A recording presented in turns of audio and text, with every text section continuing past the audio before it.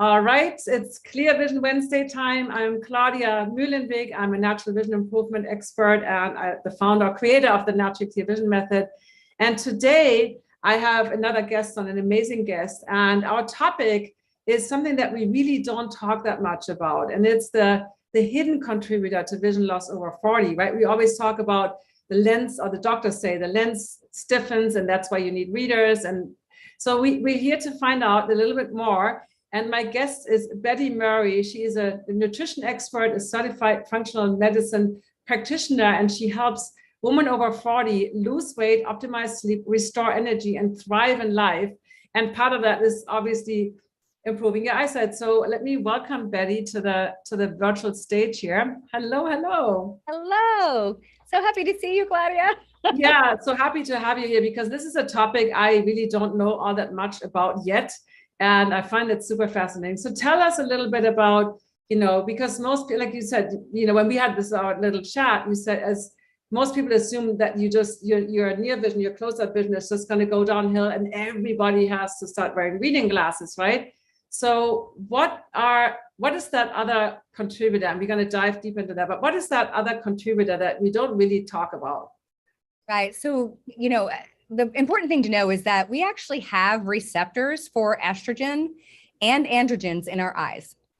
And so not only do we see changes as we get older, in near vision loss, but we have to remember that the same thing is happening with our hormones. As women, we have pretty significant hormone changes that start at 40 and then usually culminate at menopause at about 50 to 55, somewhere in there. And men also, I know I spend a lot of time with women, but I do work with men too. Men go through andropause. They don't cliff dive like women do, where all of a sudden our hormones just take a nosedive one day, but they tend to roll downhill. And those receptors are active on different structures of the eyes. So for instance, estrogen, which is our primary female hormone, so it's the one that sort of brings on our periods, it's the feminizing hormone, is very abundant in a human eye. So we've had receptors, estrogen receptors, that are found on the retina, the cornea, the lens, the iris, the conjunctiva, some of the different glands of both male and female eyes. And so estrogen as a hormone actually diffuses very easily across that membrane of the eye. And so we have two receptors on the eye for estrogen. One's called an estrogen alpha receptor and beta. And those receptors regulate different kind of signaling to the eyes. And they also help influence like cell differentiation for neuronal cells. So that's the nerve cells in the eyes. They influence cell changes, survival and death, and particularly the plasticity of the neurons. So think of that as how flexible are the neurons of the eyes. And we know that it affects things like retinal health. So for instance, the estrogens in the conjunctiva and the glands modulate tear production. So we can see tear production changes and other things like dry eyes. Women have greater problems with dry eyes and eyesight loss and vision changes as we go through menopause. So there's a protective level of estrogen that is important to the eyes, not only in those structures, but it also improves blood vessel and blood supply to the eye. So as we get older, we see some significant changes, and it's not just in women. So most of the time it's just this foregone conclusion, oh, you're in perimenopause, menopause, you're going to need readers. And that's not necessarily true. So that's so fascinating because I don't, dry eyes is definitely, through hormones. We know that, but I didn't even know that we had those receptors. So thank you for explaining all that so thoughtfully and detailed. So first of all, I didn't even ask you about your own background story, but if you want to share something that's related to this, I would love to hear it, but we didn't talk about it. So just wanted to open that up if there's something that you feel is important for you about your own journey. Yeah. So, with vision, I thought I had great vision. It's funny. I've always lived in a city, and so when I got out of college, I moved to Kentucky, a rural area, semi-rural area of Kentucky that had a lot of country roads. And so when I lived there, all of a sudden, I wasn't driving very well. And part of it was I wasn't used to not having street lights. So you think about how illuminated a city is and how much it might change, like night vision and other things. So for the first time, I needed glasses for distance vision. And it wasn't bad, but it was enough at night that my vision wasn't great. at night in areas that weren't well lit. And so much like any 20-something-year-old would do, I was like, I don't want to wear glasses. I wanted to wear contacts, right? So I started wearing contacts to improve my distance vision and wore those for years, right? My level of vision didn't really change that much. But then, flash forward, I'm 52 now, so about mid 40s, I remember I pick up something on my desk one day and I'm kind of holding it and I'm going, oh, I can see it. Right. So because I still had my contacts in for distance vision. And so I went to the doctor and I said, hey, what can I do? I don't want to have to be picking up readers every time. And so their answer to me was, oh, just take one of the contacts out. And you can see, you'll be able to see up close with that eye and you can see distance with the other, which to me, it felt funny. Like if I did that, it felt out of balance, even though most doctors would tell you that didn't. And so oddly enough, at about probably 48 is when that happened. I just quit wearing them. If I'm driving in my car at night, I'll put the glasses on at night, or if I'm driving, but for the most part, I quit wearing any correction. And so what was so interesting is my near vision has been pretty fine. I don't have to get things really, really far away. I can read my phone. I can read supplement bottles. And I remember meeting you and telling you that I had done that. And you were like, oh my gosh, that was the best thing you could have ever done. Because you're actually protecting your vision. I was like, great. My non-compliance with conventional medicine was a major thumbs up. So I've been able to maintain nearsight vision because I didn't try and overcorrect for distance. Because I remember when you and I talked, a lot of that's because we don't require distance vision. Everything we do is like right here all the time. And so, so I've been through that sort of, what do you do when your eyesight's not working right? And, and I started your challenge and everything. So I'm working on my eyesight, and I'm trying to improve those things, but I'm sort of glad I did, because I think if I had continued wearing correction, my nearsight vision would have probably gone a lot worse. Yeah. And that's actually, something that, this is not the topic today, but what they told you to take one contact out, that basically is called monovision, where one eye is near and one eye is far, but that also creates lack of depth perception. So then the fusion and the binocular vision goes downhill. And so it has kind of become like a popular surgical correction in cataract surgery, or contact lenses where one is near, one is far. So I think intuitively, you made the right decision, that you didn't know that. So anyway, that wasn't the topic, but thank you for sharing your story, because I think it illustrates a really good point that we, like our bodies, like we usually feel like this doesn't feel good, right? We don't want to do those things. So let's switch back to hormones, because that is really our hidden contributor to vision loss that we're talking about today, are hormones, which again, we talk about that in menopause, but for most, like I went into menopause, like you said, at 50, right? So, but that usually, like there's no correlation when you go to the eye doctor that they say hormones have, and it's just like, you just lose your lens flexibility, or like there's nobody, this is honestly, before I met you, I never even heard of the idea that hormones, I knew from dry eyes, right? I knew that, because everything gets more dry as we get older, kind of like the skin, everything. But I didn't know about these receptors. So tell us a little bit more, like what else is affected by the hormone levels, and what can we do, obviously, right? Yeah. So we have, like I was saying, we have two receptors on the eyes for hormones, that estrogen, think of it as estrogen A, estrogen B. Estrogen A activation is anti-inflammatory, right? So it protects the cells of the eyes. And then estrogen B actually facilitates recovery. And so that's why when we lose estrogen, we lose sort of that recovery, rebuild, and anti-inflammatory things. So what we see is we'll see more like retinal ganglion death and things like excess glutamate, which causes neurotoxicity, reduces blood flow to the eyes. So then the question becomes, well, what other things do we see from that? So obviously you said dry eyes. So dry eyes, we have estrogen and androgens, which are kind of male hormones, are present in all of the tissues. And as they sort of dry up, we get less gland activity. Then there's a big relationship in glaucoma. So women have a greater likelihood than men to have glaucoma and lose some of the lens flexibility, and also the opaqueness of the eye lens, especially as we get 65 and above. But it's significant. Hold on, really quick. That's cataract. The lens is cataract. So glaucoma is the optic nerve damage. Yes. I'm sorry. Okay, yes. Gotcha. Okay. Yes. So yeah, okay. Sorry, I said glaucoma, but I meant yes. So that's what I thought. Yeah, I was like, why did I say glaucoma? So yeah, so we have that lens damage, but it's significantly less in men. right? So what we have seen is that in men, that androgen that they still maintain, they have a little better maintenance of their male hormones than women. So it seems to be protective. They've done a few studies looking at hormone replacement as a protective factor for women, and that they found that it helps lower that risk of cataracts, particularly because it helps from the antioxidant standpoint. It's that rebuild and recover sort of activity. So we see that too. We also have macular degeneration, right? So the retina, just to clear, sorry, I didn't interrupt you, but everybody that might not know that.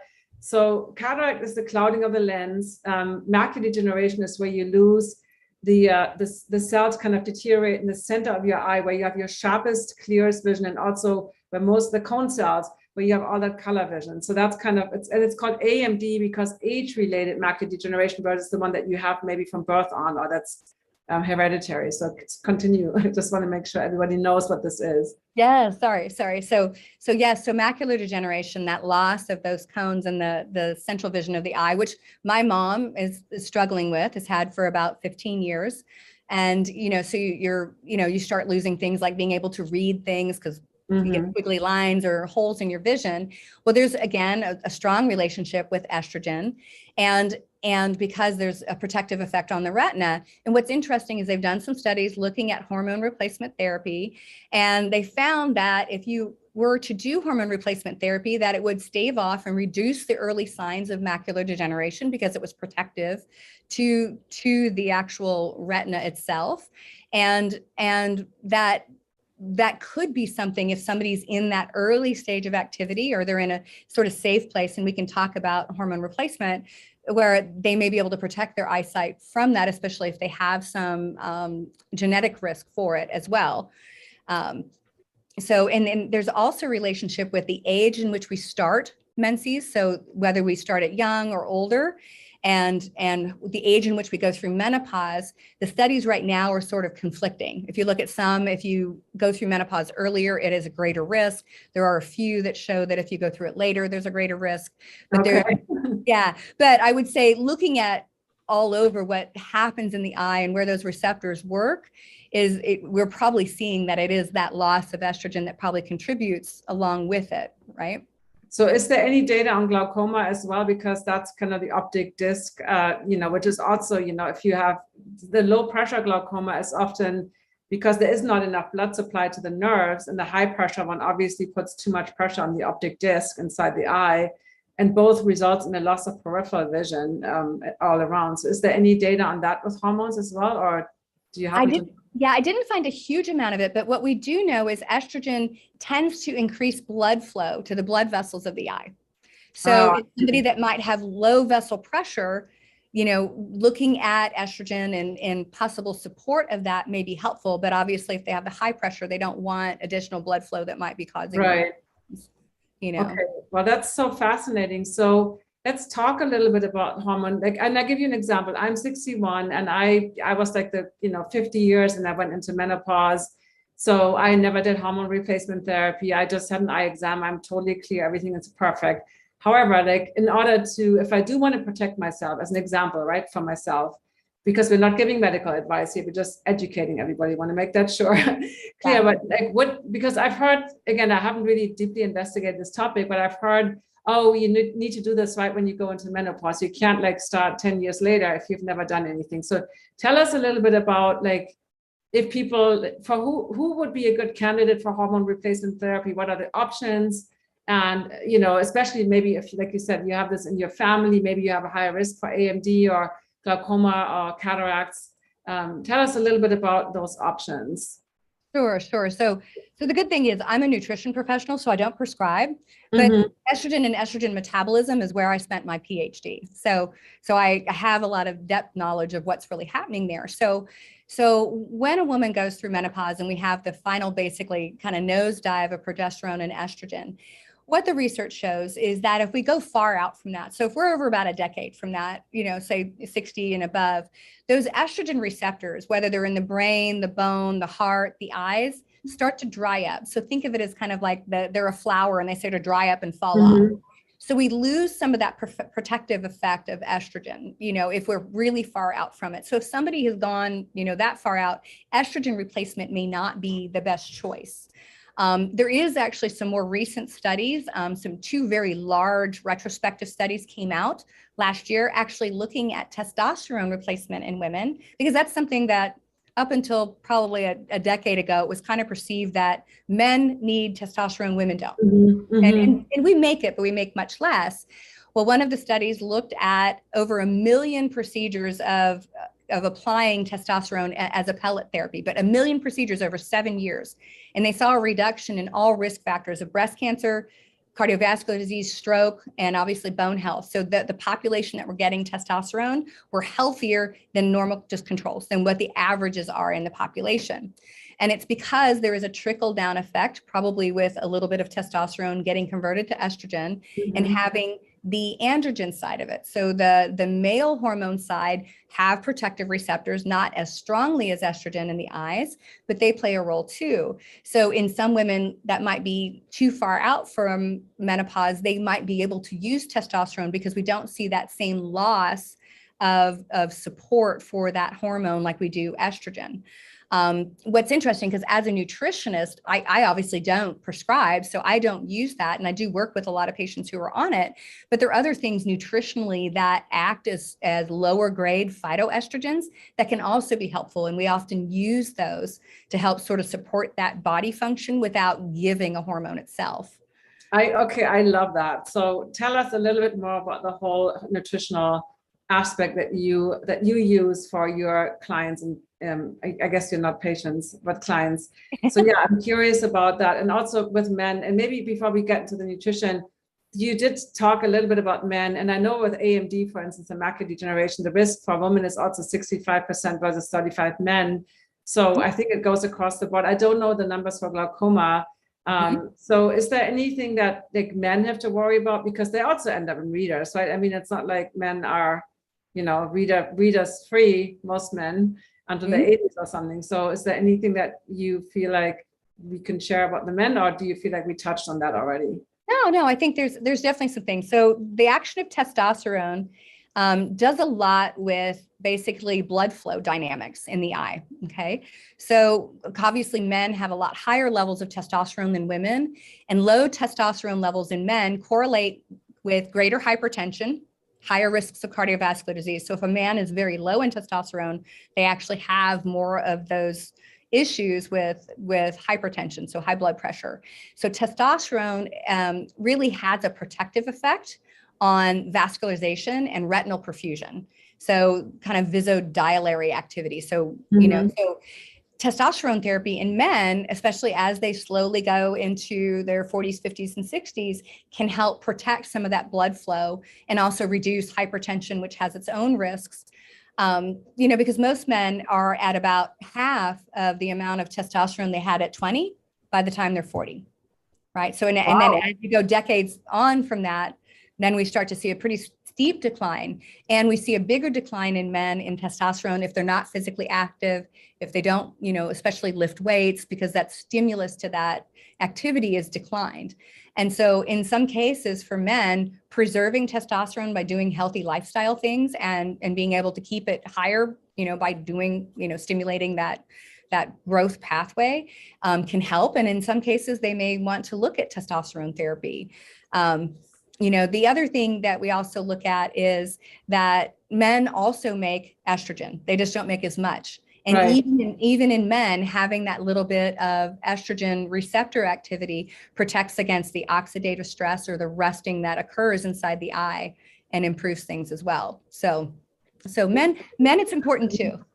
That's so fascinating. But you talked a little bit about the working out and lifting weights, but I'm assuming that's also really good for women, right? Because if we lose some of that testosterone that we also have, then I would assume that would be helpful, right? Like strength training. And we talked about that on a different episode on bone strength, bone health. And we talked about how important it is to stress your bones with weightlifting and strength training. So yeah, definitely. I would say for women, a lot of women shy away from weight training. It's Sometimes they're worried about getting bulky. Sometimes, yeah, good luck with that. no, believe me, I did a lot of kind of bodybuilding, heavy weightlifting in my 20s and 30s.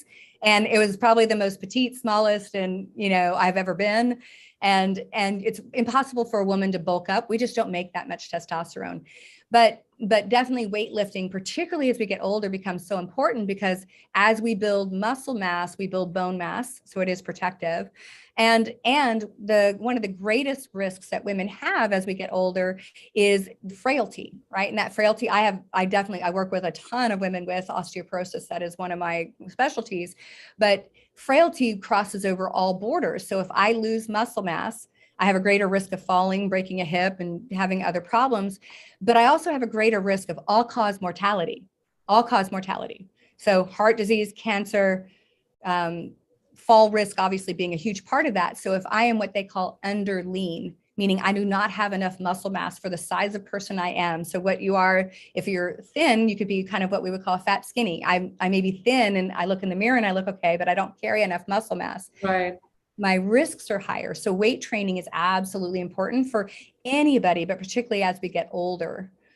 And this is actually, it's interesting. I spoke at the Osteoporosis Summit because as we talked about at the beginning with your Monovision, where the doctor said, oh, just use one eye for near, one eye for far. Now, in addition to all those challenges, now your binocular vision is compromised, which also leads to an easier way to fall, because you might see a shadow and not see that as a step, and you might think it's just a shadow. So that's why vision and falling and the vestibular system and balance it all goes hand in hand, right? We really can't segment all these things into, I always say, the eye doctor looks like this, but they don't look at the whole, they don't look at this big picture. So let's talk about nutrition, because I think this is something that we can all do. We don't need to go see a doctor. I mean, I'm just saying it's not like hormone replacement therapy. So I love to hear about holistic, for everyone to implement some protocols or some things that you want to share about nutrition. Yeah, so there are some studies looking at some of these things called phytoestrogens. So phytoestrogens are plant-based plant parts inside foods that exert a very weak estrogenic effect. Now, sometimes people go, oh, well, gosh, I don't want to have any estrogen in my body because, I'm worried about cancer risk. But you got to remember that estrogen is protective. If estrogen was so bad for us, we would see cancer in very young women, right? Because we have extraordinary amounts. So phytoestrogens are found in things like soy, flax products, genistein, which is an isoflavone inside soy, actually has been studied. And what they found is that it binds to the estrogen receptor in the eye and protects the retina against ischemia. So blood vessel. Wow.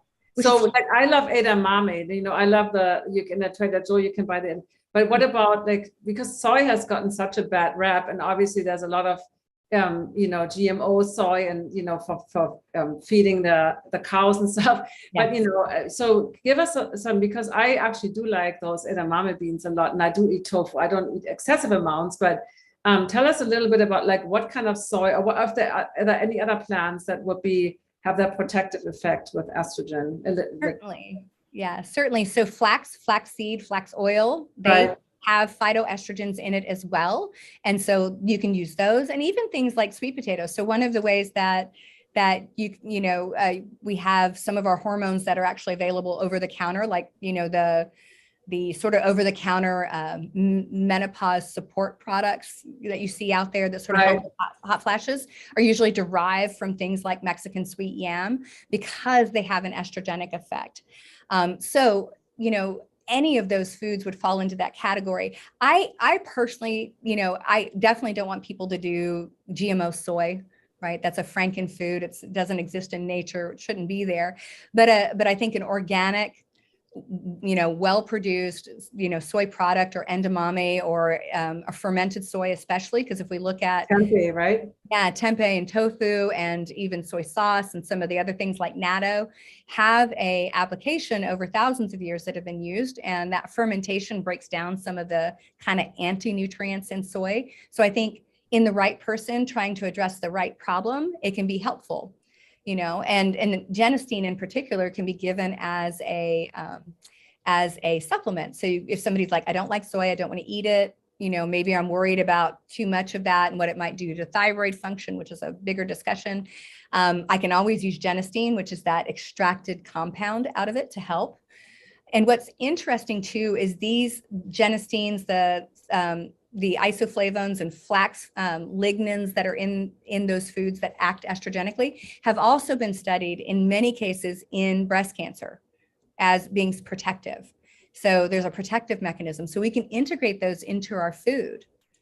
I love that. And flax is also really high in omega-3 fatty acids, which is also really important with dry eyes. So that's why, I always say like flax, chia seeds and hemp seeds, and walnuts are really great for your eyes because they have those nice levels of omega-3 fatty acids, which a lot of us are kind of short on. So that's so interesting. All right. I'm looking I don't see any questions on YouTube. I'm wondering if we have questions here on Zoom. Or is there anything else that you feel we didn't cover? I know you have a hormone type quiz also that I will put into the chat. And I would, anything else that you feel we have not covered, because we've covered a lot of different things. Definitely. The other thing I want to say about the phytoestrogens, there has been some studies looking at basically the cone mediated visions, right? So particularly being able to distinguish, contrast really. So night vision. There is some studies mostly done in rats, but we've had some human studies looking at these compounds being protective and being able to understand contrast. So they can also be helpful in that pathway as well. They're really exerting their activities on the central nervous system in the eye, but even contrast vision and night vision can be improved. So that's even something else that we can look at. Yeah, and contrast, even with amblyopia, there is usually more struggle with contrast, or things are too close to each other. And so, contrast, black and white is obviously the highest contrast we have, but like what happens if it's like gray type on like light gray type on white or stuff like that. So contrast is very super important. Well, this has been so interesting. And I just love everything we just learned. And thank you for sharing all the new science, because I do love science. And I didn't really study that much with hormones, but any other tips that you would give our listeners? I see some questions that are not directly related to this topic. So any other tips that you would give somebody, men or women, doesn't matter, but maybe you're already in menopause, maybe you're already noticing some dry eyes, or maybe you already been diagnosed with an early stage cataract, or anything else that you would recommend, or that you would say is super important not to wait, because sometimes we wait till things are really bad. And that's what I talk about, right? Don't wait till your vision is really bad. Do something now. Like, what would you recommend to somebody who's already noticing some of those symptoms? Like, what would your strategy be? Yeah, so nutritionally, so your body can only do with what you give it, right? So it does boil down to the quality of your diet, whether you're getting essential nutrients that you need, because that's what your body's going to make things out of. So there are some nutrients that I think are very important. So we want, a diet that's high in your variety of antioxidants. So and an antioxidant is a pigment of color. So when you were looking at vegetables, we want to eat from the rainbow, because each different color has different antioxidant capacity and properties that help the body in different ways. And so instead of, not that I don't use supplementation, instead of downing 20 different supplements, if I eat a wide variety of vegetables and fruits in their natural form, that's going to help. Some of the other things too are making sure that I get enough of omega-3s, your fish oils. Those are vital because we can't manufacture those in the body. We have to get them in our diet, and they are ultimately anti-inflammatory and protective to pretty much every body system. So making sure that we have a diet that's got healthy fats in it. Saturated fats are actually helpful too, as long as we're not getting way too many of them. They're not hydrogenated. And that we reduce those seed oils, those things like canola oil, corn oil, soy oil, because they're pro-inflammatory and they are not protective. Also watching sugar levels. So one of the things that we know is the vitreous fluid, the fluid in the eye, is very, very easily oxidated or damaged. And just mild blood sugar excursions where it's sitting high on a regular basis can damage that in the eye. So watching sugar intake and diabetes risk, those things are really, really important. And all those things are reversible with diet and lifestyle. And then I would say probably the other part is making sure that we get adequate protein. Protein and fats are required. They're essential, we can actually survive without carbohydrates. Don't recommend it. We definitely need our healthy fruits and vegetables, but making sure, particularly as women, we're eating adequate protein. I think a lot of times as we get older, we tend to sort of shy away from it, don't want to eat it. And that leads to having less of those required proteins that help our body make things like hormones and enzymes and muscle tissue. And so those things are really, really valuable, you know? And it's interesting because I am vegan, so I don't eat fish oil, but I take, I eat lots of chia and flax and, like I said, hemp seeds. However, like my omega-3 levels were also low because my fat digestion. So that's another whole topic about the digestion. And I proved that, and now I do take a supplement. And in studies, they showed that 1 gram of, omega-3 fatty acids, the EPA, what is it? EPA, and I always mix this up. Yeah.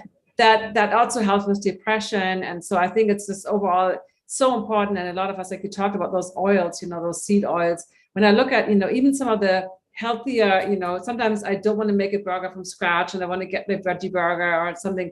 And I don't really like all those processed plant-based burgers either. But a lot of times, even doesn't matter if you're vegan or not, doesn't matter. But a lot of these foods are canola oil, sunflower oil. A lot of times it's like it's almost impossible to find like a product on the shelf that doesn't have any of these bad components. And I do want to also talk about blood sugar. With a colleague of ours, I actually worked on my blood sugar, and I had to completely revamp my diet. And I thought I was eating healthy. Everybody called me a health nut. And I was like, oh, I didn't realize that my blood sugar was making these high spikes. So it's not even sugar. It's like, for me, rice or quinoa, like, which is a great protein, that spiked my blood sugar, or in fruit, obviously. And some of the root vegetables and other things didn't. And some foods I could eat and others I couldn't. So it's so individualized. And I think it's super important to work with a mentor or a coach or someone like you to really dial that in, because it's like, that's why I hate these like superfood lists where everybody's like, you should eat, everybody should eat kale. Yes, kale is high in lutein and zeaxanthin and good for the eyes, but also high in oxalates. So some people have problems with that. So I always think it's so individualized, and working with somebody is, to me, was like, I would have never figured this out on my own, to be honest. So I just want to say that it's, it's not about that, we want you all as clients, but we also want to make sure that making those changes is not, you need to know what to do and you need a guide, and you also need to see the why behind this, right? And this is part of this education series, that you don't just take this lightly. If your vision gets blurry, I always say it's the engine light coming on. Something is going on, and just ignoring that and slapping on glasses, or, taking pills, like, or like just downing a bunch of supplements, like you said. And I'm not saying supplements are bad. We might need them for certain things. However, a good diet and exercise, like all the core stuff, is so important, right? For everything, including eye health. So thank you so much. I do want to leave you like the last, I don't have a fancy last question, but anything else that you feel that you want to share that is absolutely crucial. Yeah, I think I agree with you that the question. Oh, sorry. Yeah. No, we are not doing the Q&A yet. So don't worry, we're going to get to that. So, so I agree. The thing, when we did the Human Genome Project and mapped out the genetics, we do have high genetic variability between people, right? So some people are going to have a better, function better with a higher carbohydrate diet relative to somebody else who could get away with a slightly higher fat diet.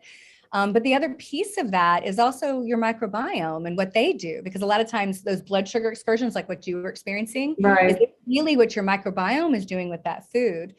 So being able to understand that kind of N of one, every single one of us is unique, and have that sort of understanding of how you're wired and what you take as inputs, your food, your lifestyle, all those things can be individualized and optimized. And once you understand what's going on, it's so much easier to do. And I agree with you. The everybody should do this diet. This is the one diet. This is the one superfood list. I'm like, no, not really. It's frustrating. So I do see one question, and we're going to close with that. So there's a question: how much tofu or other estrogenic foods can a man safely consume? Because I think people have heard this, oh, as a man, this is like crazy, but like, tell us a little bit about that. That's the last question. So obviously, kind of what we said, that could be very individualized, but if you look at traditional societies that have used soy products for a long time, they didn't drink a ton of soy milk They didn't do a ton of soy ice cream and other soy isolates and a bunch of processed. So if we're looking at tofu, a couple times a week, eating tofu as part of your protein, use is probably fine, because it's not like you're going to eat 12 ounces of protein in this, or tofu in a sitting. Yeah, you're not going to eat like 2 packs in one. Yeah. Right. I'm not a fan of how we've disposed of our GMO soy in the United States by making it a food product and everything. So if you don't think you're consuming soy, you need to look at your labels, because you are, because if it's packaged, it probably has soy in it in some way. Soy oil, soy protein isolate, something, so, but if we're looking at whole real foods, fermented soy, 3 ounces, 4 ounces, a couple times a week is not going to throw off somebody's testosterone levels. Yeah. And when you look at Japanese, I mean, they drink miso soup for breakfast. So that, has what is it, fermented soy in it. So yeah. Anyway, thank you so much. This was so informative. And actually, let me just look at YouTube. There was no questions, and now I look over. There are some questions about, I don't think that's something that you would know. And are there foods that might help astigmatism? To me, astigmatism is more functional refractive error. Yeah. That would react to foods. I would say I didn't know that. I didn't look for that, but I also don't think that. But so there's one last question. I just read a book about how wheat spikes blood sugar. Yeah, I mean, definitely. Yeah, I completely went gluten-free also, because I learned that from, and it doesn't mean that all the gluten-free grains don't raise my blood sugar, but wheat is definitely one of those inflammatory, or at least an easily inflammatory food. Continuous glucose monitors, which have been used to monitor diabetics who are on insulin, are becoming more available to everybody. And you can get them. They're not cheap, but even if you wore one for a couple weeks and just tracked what you ate according to what your glucose did, I think you'd be really surprised, because some things that you think, like brown rice, for you may heavily spike your blood sugar. What's interesting is brown rice will spike the heck out of my blood sugar, but I could have a little bit of like a gluten-free pasta that might have, non-GMO corn and a little bit of rice, and it doesn't spike it as high. Exactly. I just took mine out. I had one in here. So I do that once in a while. So that, I think that's, like you said, it's becoming more popular now, those glucose monitors. And yeah, you do need a prescription in the United States, but usually you just, I asked my chiropractor, and he's totally willing to, if you say insulin receptor resistance, it's easy to get, and they are not cheap, but it's like you said, I love that you see the continuous curve versus if you prick your finger, you just get that, momentary blood sugar level. And so I think it's a great investment to try them once in a while and to see and really track what you're eating, because the app actually lets you put in like, oh, I ate this and this and this. And so you get a really good idea. Maybe you can't eat a whole banana, but maybe you can eat a third of a banana or something. So testing this out is really, really interesting. And I learned so much about my sensitivities. And anyway, this was so interesting and so helpful. So thank you so much. We are going to finish the YouTube live here. And next week, we're going to be back with another amazing show. So come every Wednesday. We're going to be here every Wednesday. So thank you so much, Betty. And I put your hormone quiz into the chat. So everybody take that quiz and see what hormone type you are to learn more about this whole hormone connection. So thank you so much. Thank you. Thank you. We see everybody next week. So